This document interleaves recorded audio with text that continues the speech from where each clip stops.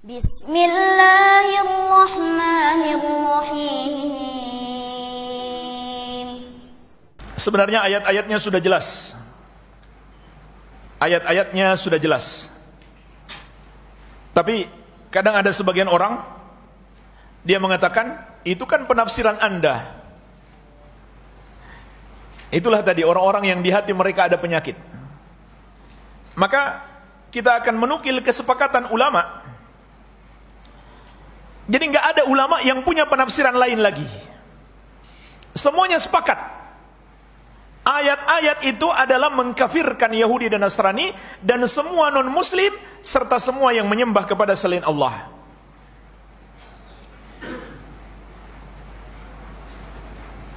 Di antaranya disebutkan oleh Imam Ibnu Hazm, Al-Imam Ibnu Hazm rahimahullah ta'ala,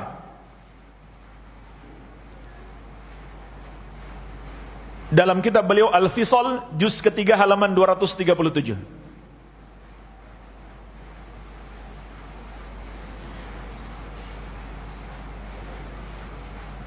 Beliau berkata, wahumul yahud wan nasara wahum kuffarun bila khilafin min ahadin minal ummah.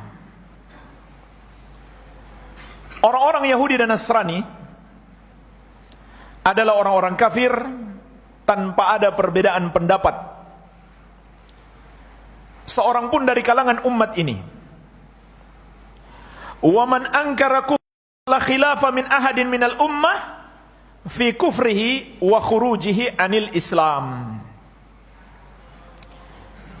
Dan barang siapa yang mengingkari kekafiran mereka, tidak menganggap mereka kafir, maka juga tidak ada perbedaan pendapat umat Islam bahwa dia menjadi kafir dan keluar dari agama Islam.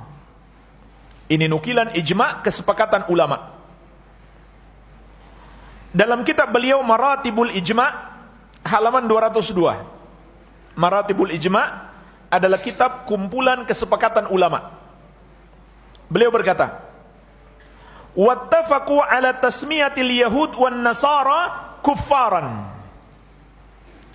Ulama sepakat menamakan Yahudi dan Nasrani sebagai orang-orang kafir. Jadi ini kesepakatan ulama. Tidak ada perbedaan pendapat.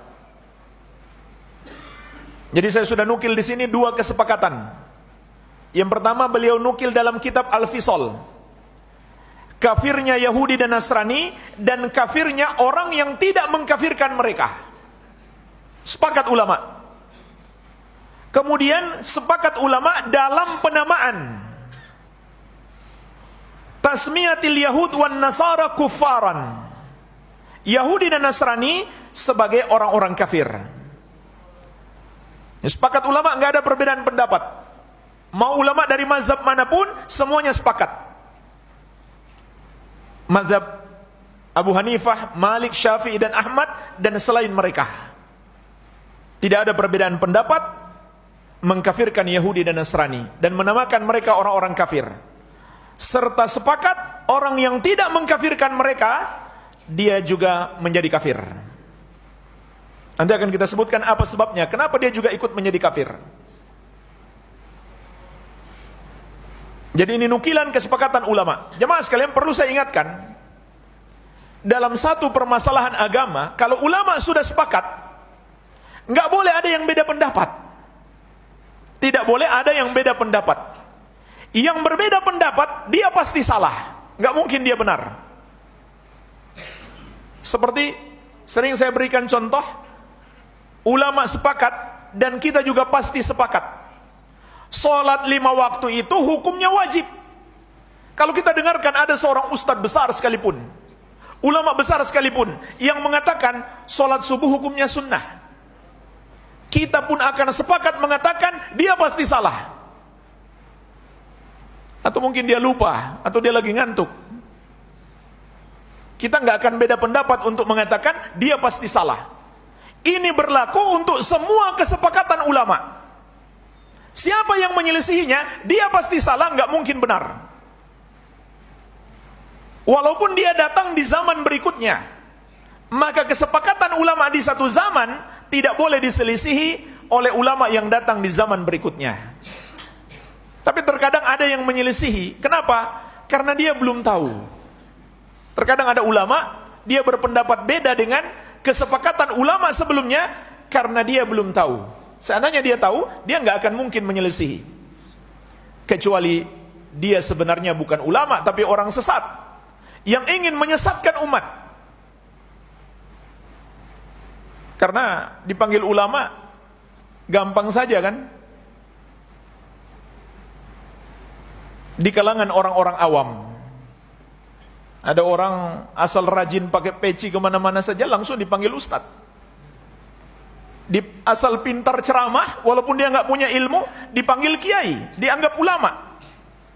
Atau bikin organisasi, kumpulan ulama, semuanya dianggap ulama sudah. Padahal belum tentu ulama. Bisa jadi mereka itu adalah para penyesat umat. Ulama itu yang membimbing umat ke jalan yang lurus, mengikuti Al-Quran dan Sunnah sesuai pemahaman Ahlus Sunnah wal Jamaah, bukan malah menentang kesepakatan para ulama Ahlus Sunnah wal Jamaah. Adapun dalil yang menunjukkan orang yang menyelisih kesepakatan pasti dia salah, di antaranya surat An-Nisa ayat 115. Allah Azza wa Jalla berfirman, "Wa may yushakikir rasulah min ba'di ma tabayyana lahul huda wa yattabi' ghaira sabilil mu'minin nuwallihi ma tawalla wa nuslihi jahannama wa sa'at masira." Barang siapa yang menentang Rasul setelah jelas kebenaran baginya dan mengikuti selain jalannya orang-orang yang beriman. Perhatikanlah jemaah sekalian ayat yang mulia ini. Allah mengingatkan kepada kita dua penyimpangan. Yang pertama, menentang Rasul setelah jelas kebenaran. Maksudnya ayatnya sudah jelas, hadisnya sudah jelas, tapi dia bilang, tapi kata guru saya nggak begitu. Subhanallah. Dia menentang padahal sudah jelas kebenaran. Yang kedua, wa yattabi' ghaira sabilil mu'minin. Dia mengikuti bukan jalannya orang-orang yang beriman. Maksudnya adalah kalau orang beriman sudah sepakat, kemudian dia cari jalan lain, dia berpendapat beda, maka ini dalil tidak boleh menyelisihi ijma'. Apa hukumannya? Ada dua hukumannya kata Allah. Yang pertama, nuwallihi ma tawalla. Kami palingkan dia kepada kesesatan yang telah dia pilih tersebut. Jadi Allah hukum dia dengan kesesatan di dunia. Karena dia berpaling dari ajaran Rasul dan menentang ijma' orang-orang yang beriman. Maka Allah sesatkan dia di dunia. Ini hukuman baginya di dunia. Kemudian hukuman yang kedua, wa nuslihi jahannam wa sa'at masira. Kami akan masukkan dia ke neraka Jahannam dan itulah seburuk-buruknya tempat kembali. Adapun dari hadis Nabi sallallahu alaihi wasallam, beliau bersabda, "Innallaha la yajma'u ummati 'ala ad-dhalalah." Sesungguhnya Allah tidak akan mungkin mempersatukan umatku di atas kesesatan. Jadi kalau umat sudah sepakat, itu nggak mungkin salah, itu pasti benar. Jemaah sekalian, kalau pendapat mayoritas ulama belum tentu benar, walaupun kebanyakan benar. Kalau kita baca dalam pembahasan fikih, ini adalah pendapat jumhur ulama, mayoritas ulama. Itu belum tentu benar, walaupun kebanyakannya benar. Tapi kalau ulama sudah sepakat, ijma' ulama pasti benar, nggak mungkin salah.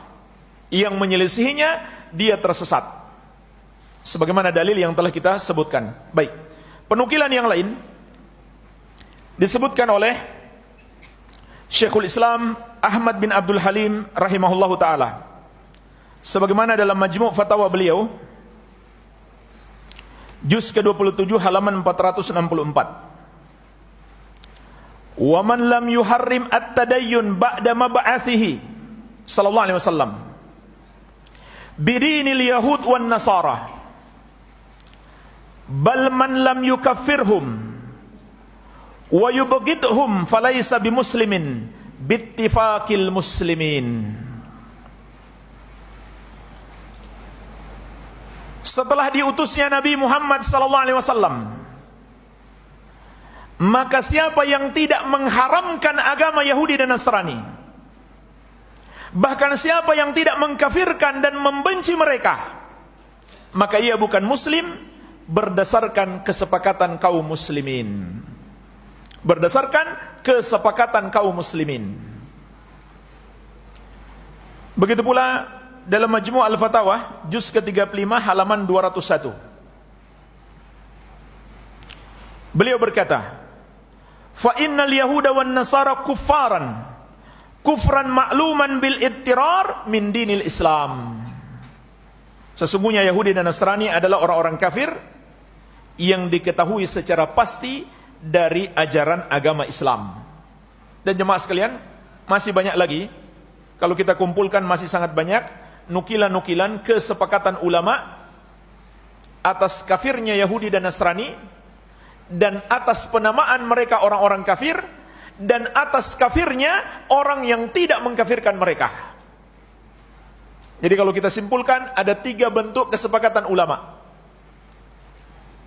Orang-orang Yahudi dan Nasrani kafir, dan semua non-muslim kafir, atau semua yang menyembah kepada selain Allah. Ini sepakat ulama. Yang kedua, ulama sepakat menamakan mereka orang-orang kafir. Menamakan mereka orang-orang kafir. Tidak ada perbedaan pendapat ulama.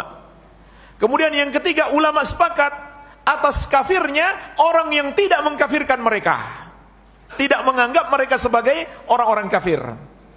Ini 3 kesepakatan ulama. Sekali lagi jemaah sekalian, kalau kita kumpulkan lagi penjelasan para ulama yang lainnya, akan kita dapatkan sangat banyak nukilan tentang kesepakatan ini. Baik, sekarang jemaah sekalian, kita kembali. Apa penyebabnya orang yang tidak mengkafirkan orang kafir, dia juga menjadi kafir? Sebabnya ada 2. Yang pertama adalah berarti dia mendustakan Al-Quran, atau meragukan Al-Quran, atau menentang Al-Quran. Kenapa? Karena Al-Quran mengkafirkan mereka dengan sangat jelas. Dan ulama semuanya nggak ada beda pemahaman. Seperti yang dikabarkan dalam Al-Quran dan As-Sunnah, mereka kafir, ulama juga mengatakan mereka kafir. Jadi ini sebab yang pertama. Tidak menganggap kafir orang-orang Yahudi dan Nasrani, atau mengingkari penamaan mereka sebagai orang-orang kafir, itu sama saja mendustakan Al-Quran, mendustakan ayat Qul ya ayyuhal kafirun. Andai satu ayat ini saja yang didustakan, itu sudah cukup orang itu menjadi kafir. Apalagi dia dustakan banyak ayat dan banyak hadis dan kesepakatan ulama. Ini sebab yang pertama. Sebab yang kedua, orang yang tidak menganggap kafir non-muslim, sama saja dia tidak lagi membenarkan la ilaha illallah. Kenapa jemaah sekalian?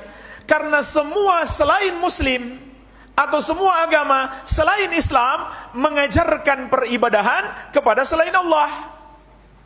Kalau dia tidak mengatakan orang non-muslim itu kafir, sama saja dia tidak membenarkan peribadahan itu hanya untuk Allah semata-mata yang terdapat dalam la ilaha illallah.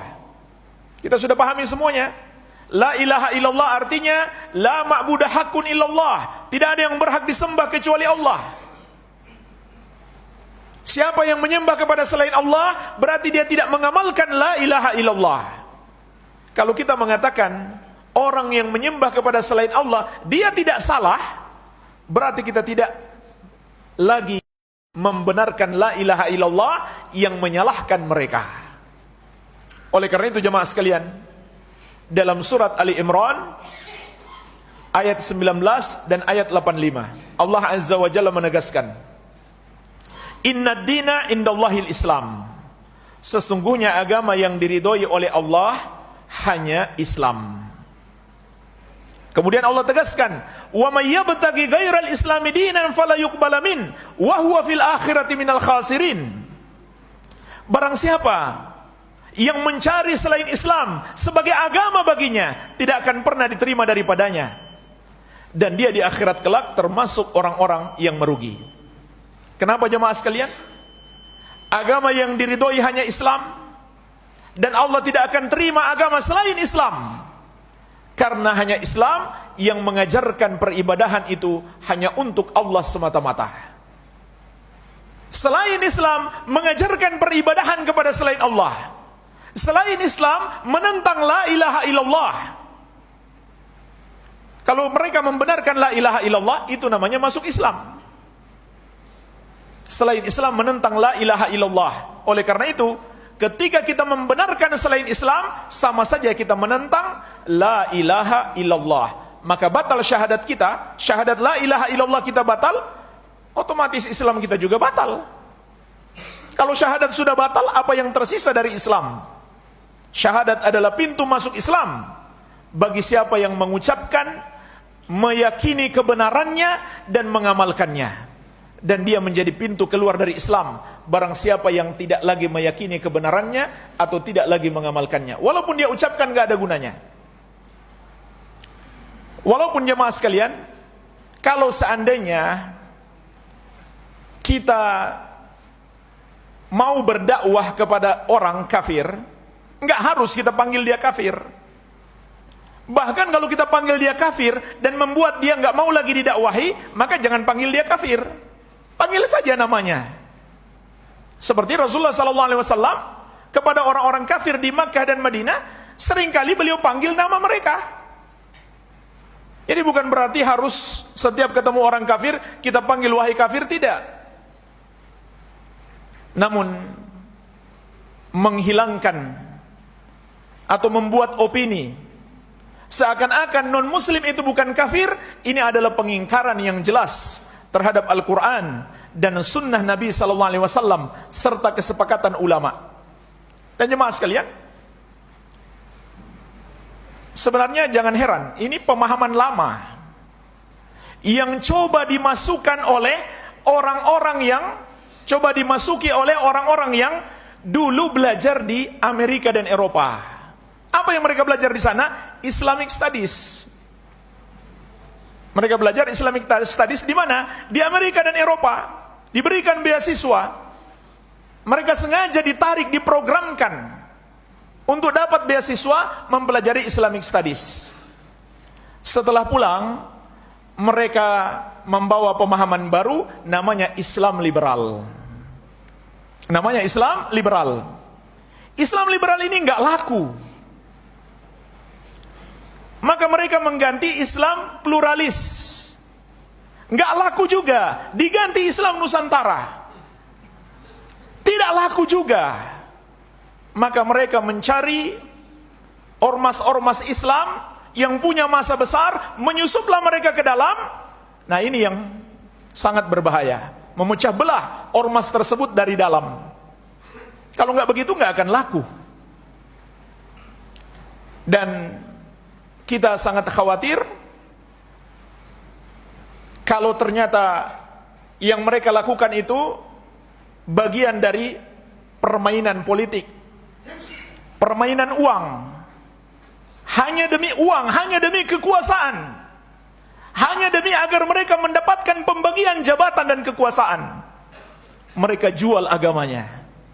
Yabi'u dinahu bi'aradi minad dunya. Mereka jual agamanya dengan sedikit dari kemewahan dunia ini. Maka inilah jemaah sekalian yang perlu kita khawatirkan. Jaga keluarga kita, jaga anak-anak kita, jaga masyarakat kita dari pemikiran kufur ini, tapi dianggap biasa, dianggap hal yang baik,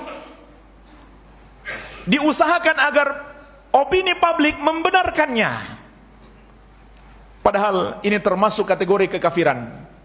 Sekali lagi jemaah sekalian, ketika kita mengatakan ini adalah kekafiran, tidak otomatis mengkafirkan semua yang punya pemahaman seperti itu.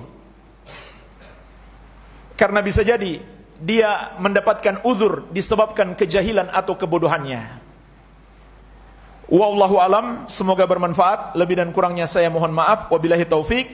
Subhanakallahumma bihamdik, asyhadu an la ilaha illa anta, astaghfiruka wa atubu ilaik. Wa sallallahu ala nabiyyina Muhammadin wa alihi wasallam. Walhamdulillahi rabbil alamin. Wassalamualaikum warahmatullahi wabarakatuh.